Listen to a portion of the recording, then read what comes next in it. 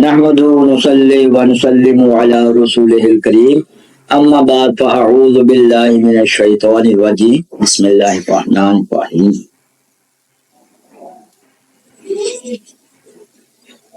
मेरा नाम है आदिल अहमद और आज हम जिस टॉपिक पर बात करने वाले हैं वो है कि स्टेबलाइजर के ऊपर।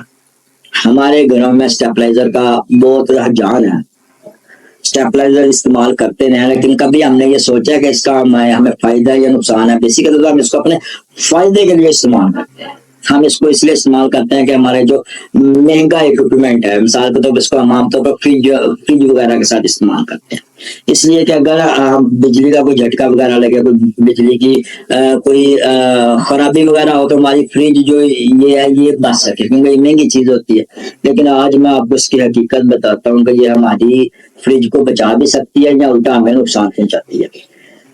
तो पहली चीज तो ये है कि जो स्टेबलाइजर का हम इस्तेमाल करते हैं इसमें एक लगा होता है टाइमर डिले, जो आमतौर पर 1 मिनट का होता है।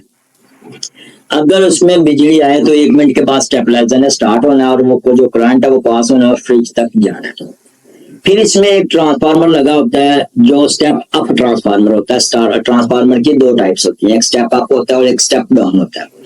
जो स्टेप अप ट्रांसफार्मर होता है वो कम वोल्टेज को ज्यादा की तरफ लेकर जाता है, और जो स्टेप डाउन ट्रांसफार्मर होता है वो ज्यादा वोल्टेज को कम वोल्टेज की तरफ लेकर जाता है। और जो फ्रिज में स्टेबलाइजर में स्टेबलाइजर लगा होता है ट्रांसफार्मर, वो सिर्फ स्टेप अप ट्रांसफार्मर लगा होता है जो सिर्फ कम वोल्टेज को ज्यादा की तरफ लेकर जाता है, स्टेप डाउन उसमें नहीं लगा। तो अब अगर बिजली के झटके वगैरह लगे, मिसाल के तौर पर बिजली आई 1-2 सेकंड बाद फिर चली गई, फिर आई फिर चली गई, इस सूरत में तो वो हमें सेफ्टी प्रोवाइड करे, क्योंकि उसने 1 मिनट का डिले टाइम रखा हुआ है और 1 मिनट के बाद 1 मिनट में अगर लगेगा झटका वगैरह तो वो 1 मिनट बाद उसको स्टार्ट करेगा, वो हमें सेफ्टी मिल गई।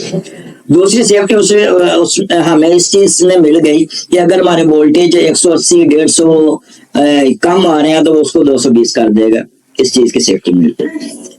लेकिन अगर वोल्टेज हमारे 220 से ज्यादा हो गया तो उसको उसने कम नहीं करना, और जो हमारी फ्रिज है वो तकरीबन 250 वोल्टेज तक का उसको बर्दाश्त करेगी, 250 तक कर लेगी। लेकिन जब ट्रांसफार्मर में कोई खराबी वगैरह आती है या अगर कोई वायर्स वगैरह आपस में कनेक्ट हो जाती हैं, तो आजकल वैसे ही सोलर सिस्टम का दौर है, बहुत ज्यादा सोलराइजेशन हो रही है और हर मोहल्ले में से कई लोग उसको वापटा को बिजली प्रोवाइड कर रहे हैं, जिसकी वजह से जो वोल्टेज का इशू है वो बढ़ रहे हैं, ज्यादा हो रहे हैं, 240-50 के करीब आमतौर पर रह रहे हैं उन इलाकाज में जो डेवलप है।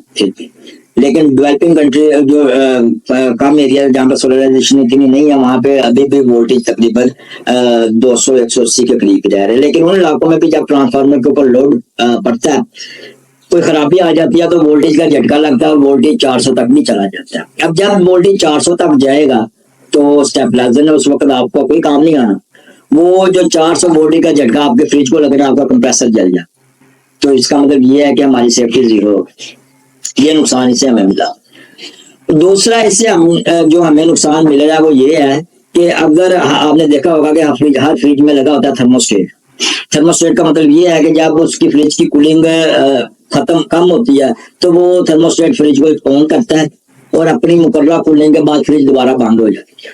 तो इसका मतलब यह है कि फ्रिज कभी चलती है कभी बंद होती है, 24 घंटे फ्रिज नहीं चलती। लेकिन जो आपने स्टेबलाइजर लगाया हुआ है उसने 24 घंटे चलना है, और जब उसने 24 घंटे चलना है तो तकरीबन एवरेज उसने 1 मंथ में आपके 25 से 30 यूनिट कंज्यूम कर लेने।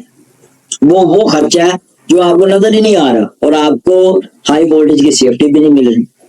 तो अब फिर किया गया जाए, इसका मैं आपको एक बिल्कुल सस्ता सोल्यूशन बता रहा हूँ, हल बताने लगा हूँ सदका जारिया की नियत के साथ कि अवामुन नास को फायदा हो, आगे आपको दूसरों को बताया ताकि दूसरों का भी फायदा हो। उसका बेहतरीन हल है वोल्टेज कंट्रोलर। हमारे पास मीटर मिल जाता है, ये शक्ल में भी मैंने दिखाया है। तो ये वोल्टेज क्या करता है, ये हमें पूरे घर को सेफ्टी प्रोवाइड कर सकता है। इसको हमने क्या करना है, अपने मेन ब्रेकर की जगह लगाना है। अब इसको जब हम मेन ब्रेकर की जगह लगा लेंगे तो इसमें कम वोल्टेज और हाई वोल्टेज पे शट डाउन का ऑप्शन मौजूद है। कंपेयर के ऑप्शन भी है, बहुत ज्यादा इसमें ऑप्शन है जिनको हम यूज कर सकते हैं, लेकिन मैं आपको सेफ्टी के हवाले से बता रहा हूँ कि जो इसमें डाउन का ऑप्शन है 150 के करीब है कि अगर 150 से नीचे वोल्टेज जाएंगे तो ये पूरे घर की जो पावर सप्लाई उसको ऑफ कर दे। तो होना भी ऐसे ही चाहिए, क्योंकि 150 से जब हम कम जाते हैं तो हमारी जो एलईडीज वगैरह हैं या जो सेंसिटिव हमारे पास इक्विपमेंट है उन्हें नुकसान पहुंचता है। इसी तरह अगर 250 से ऊपर जाएगा वोल्टेज, 250 से ऊपर जाएंगे, इसकी सेटिंग हम चेंज भी कर सकते हैं, हम इसको 260 270 भी रख सकते हैं, लेकिन बाय डिफॉल्ट आपको बता रहा हूं 250।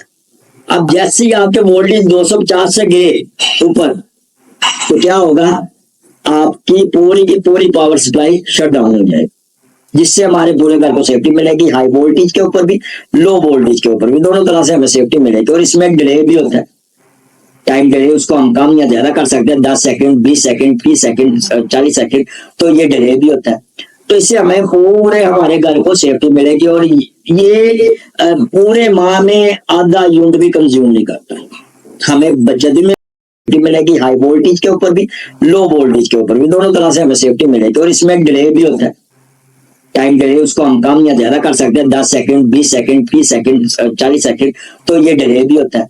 तो इससे हमें पूरे हमारे घर को सेफ्टी मिलेगी और ये पूरे माह में आधा यूनिट भी कंज्यूम नहीं करता, हमें बचत भी मिलेगी, हमें सेफ्टी भी मिलेगी, हमें अप डाउन की सेफ्टी भी मिलेगी।